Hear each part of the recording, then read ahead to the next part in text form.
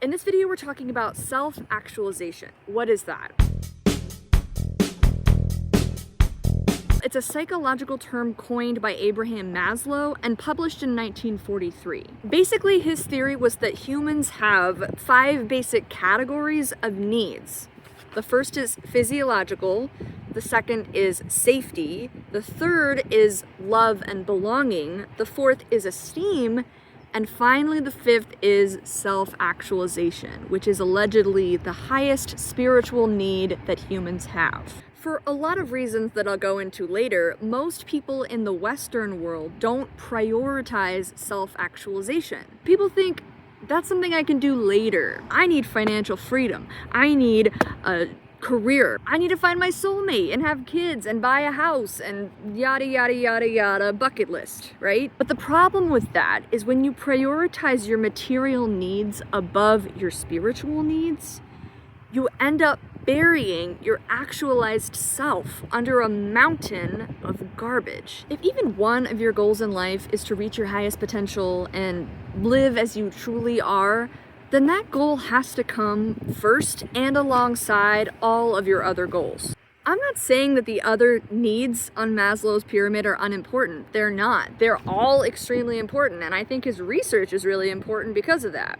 However, all of those other needs are not uniform. There's not just one way to get your survival needs met, to get your belonging needs met, to get your safety needs met. In fact, there's as many different ways to do that as there are people on Earth. I think that self-actualization, or deeply knowing and loving yourself, is the key to meeting all your other needs in a way that feels authentic. Hi, my name is Anna. I'm 31 years old and I'm certified to teach high school social studies. I also have a bachelor's degree in gender studies. I've spent the last decade of my life obsessed with self-actualization, with figuring out who I am and how I operate so that I can live my life in alignment with my natural rhythms and talents and idiosyncratic needs. At this point, I've done a pretty good job, but let me tell you, it has not always been that way.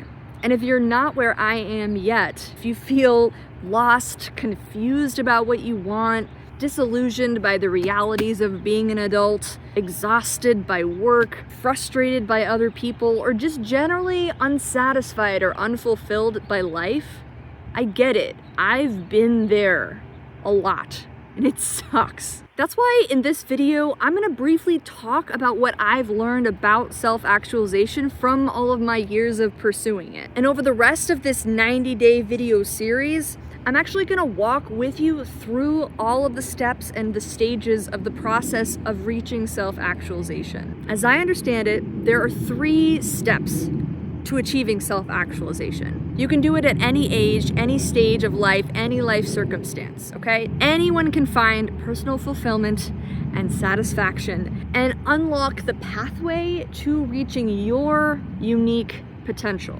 You simply have to prioritize it. You have to prioritize yourself. Because all the answers to those questions are actually already inside of you right now, and they always have been. I'm not going to tell you who you are. I'm just going to give you some tools to help turn down the volume on all of the outside noise so that you can pay more attention to what's coming from within and start to take direction from that.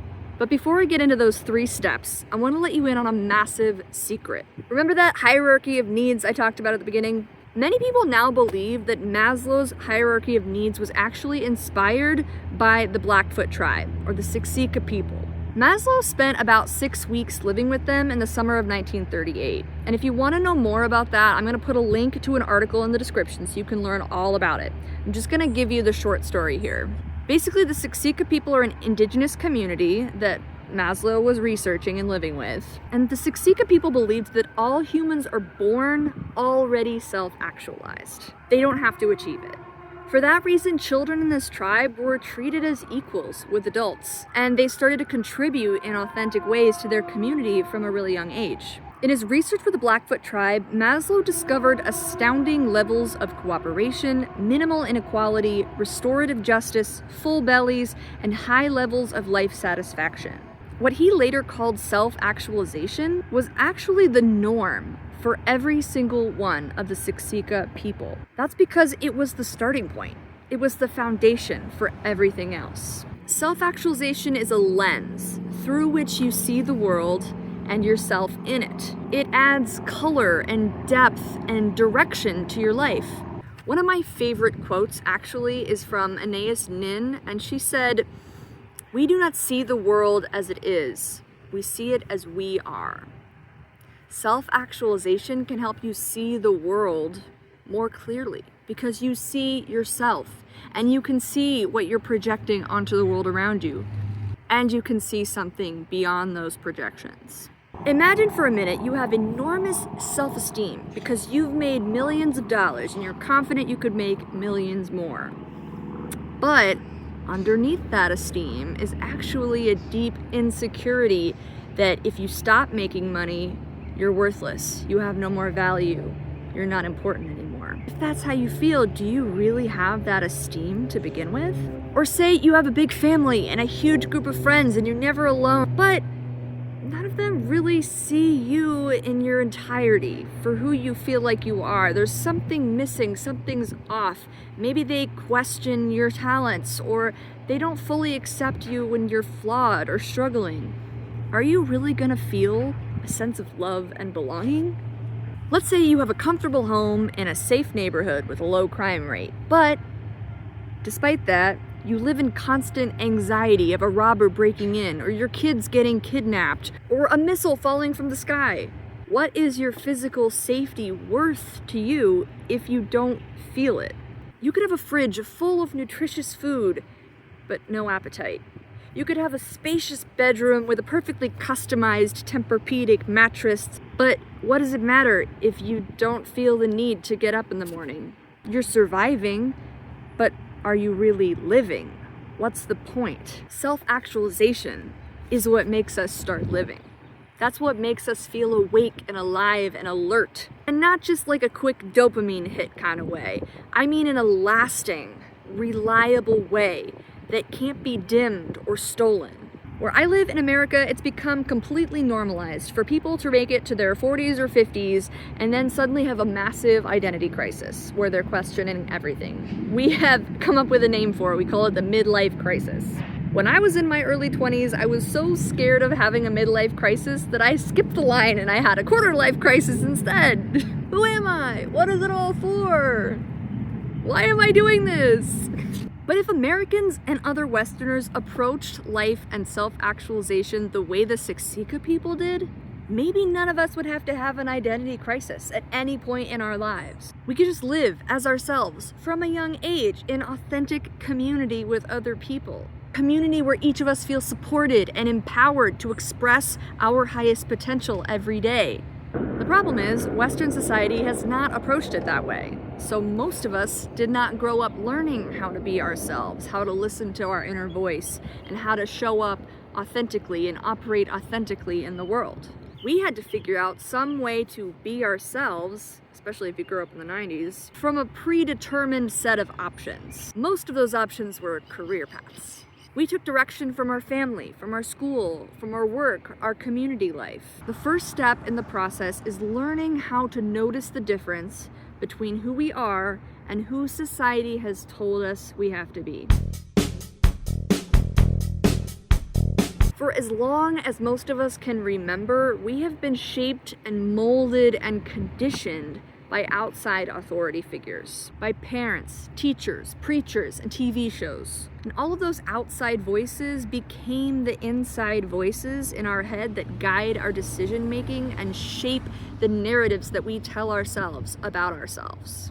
And that's why, if you want to be self-actualized, the first step is turning down all of that noise, unlearning all of that social conditioning.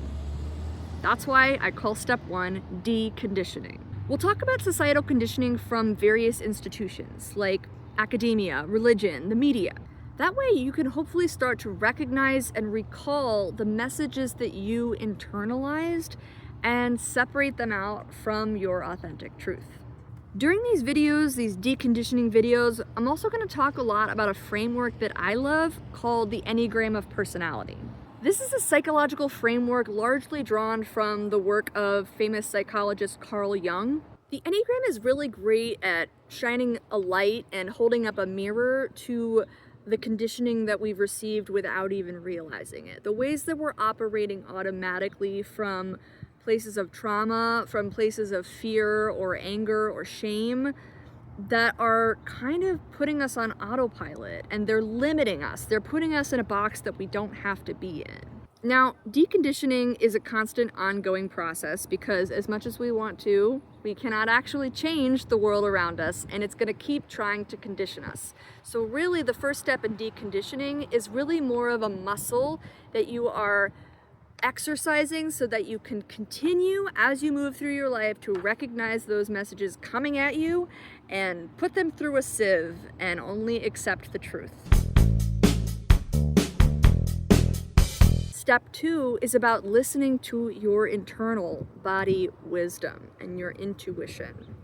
And this looks a little bit different for everybody. Being able to listen to your own innate internal body wisdom is the way that you start learning how to make aligned decisions for you that will best serve you and help you serve your community.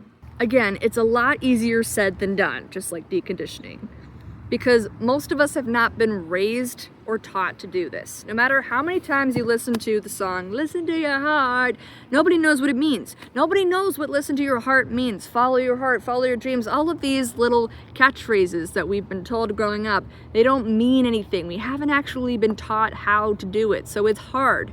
But we're gonna talk about how to do it. We're gonna have a whole series of videos about listening to your body wisdom and making aligned decisions. One way that we're going to do that is by talking about another framework that I find really helpful called human design. It's an experimental model that helps you to identify a lot of your innate talents and elements of your unique operating system that will help you to function really well when you honor them. Now, human design is experimental, and I'm absolutely going to encourage everybody to take what they like from it and leave the rest, okay? This is a tool, it's not a religion. And again, like the first step, this is gonna be an ongoing process, okay? It's not a check one and done. Listening to your body and figuring out what's aligned for you is something that you'll have to keep doing over and over again. You'll get better at it. It'll be a muscle that gets stronger. It'll start to feel more automatic, but it is something that keeps going for the rest of your life. The third step, and probably the most important and maybe the most difficult depending on your life situation, is learning the tools to help you put your aligned decision making into practice, okay? So the first two steps are very solitary, okay? Deconditioning, turning down the volume, and then turning up the volume on your body wisdom, you can do that by yourself. But the third step is about relationships. It's about the world around you. It's about your community. It's about practicing advocating for yourself, for your authentic self that you've uncovered, and showing up for yourself and honoring that every day.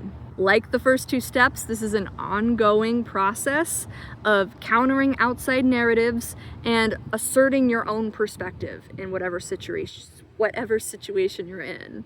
In the videos about this step, I'm going to talk a lot about one-on-one relationship strategies, some communication methods.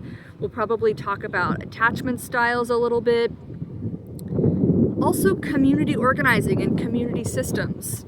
Healthy communication is a big thing. We'll probably also cover some of the more socially acceptable mainstream ways to talk about your authentic self, which would be astrology and the Myers-Briggs personality system. In this video, I talked about why I believe self-actualization should be at the bottom of Maslow's pyramid of needs. Without knowing who we are, we could easily end up sleepwalking through life or trying to meet all of our other needs in generic, inauthentic ways. I talked about why I feel qualified to help you on your self-actualization journey. You can obviously decide for yourself whether or not you agree. Next, I explained the origins of Maslow's hierarchy of needs and how it actually was inspired by his research and his time living with the Siksika indigenous tribe. As I said in the video, they had a different perspective on self-actualization, which has really informed my own perspective. And finally, I outlined for you the 3 steps that I see as being the ways to achieve self-actualization and what I'm going to be covering in this video series. The first step is deconditioning, the second step is listening to your body wisdom, and the third step is integrating that into your everyday life, advocating and showing up for yourself in your relationships and in your communities every day.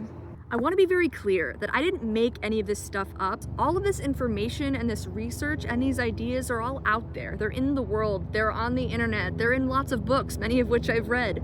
And if you don't like me and you want to keep doing this by yourself, please, I encourage you to do that. I only want people here that want to be here. I personally love this stuff. As an autistic person, it's one of my lifelong special interests, and I want to help make it feel accessible and a little bit less overwhelming. That's why I'm starting this YouTube channel and creating this video series. If you stick with me on this journey, you'll learn a lot more about who I am and why I feel like this is an authentic, aligned way for me to do work. But for now, please go ahead and press the like button if you found this at all interesting or valuable, and subscribe to follow the rest of the series.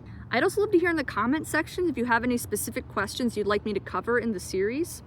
Or, you could share a story in the comments about, who you are, what you've been struggling with, trying to be authentic, trying to meet all of your needs, especially if you live in America or another capitalist country.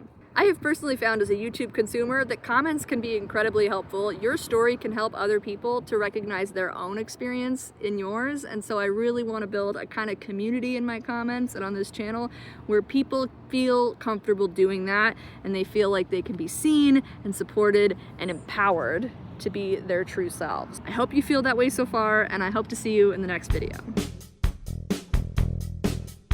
I know that because from the outside, it looks like I've achieved nothing with my life.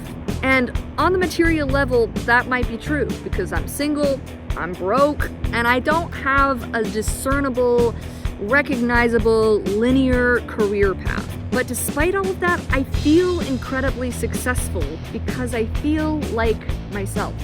I wake up every morning knowing who I am on a deep, profound level. I clearly see and accept all of my strengths and challenges, and I feel good about them all. I make decisions that feel right for me, pretty consistently.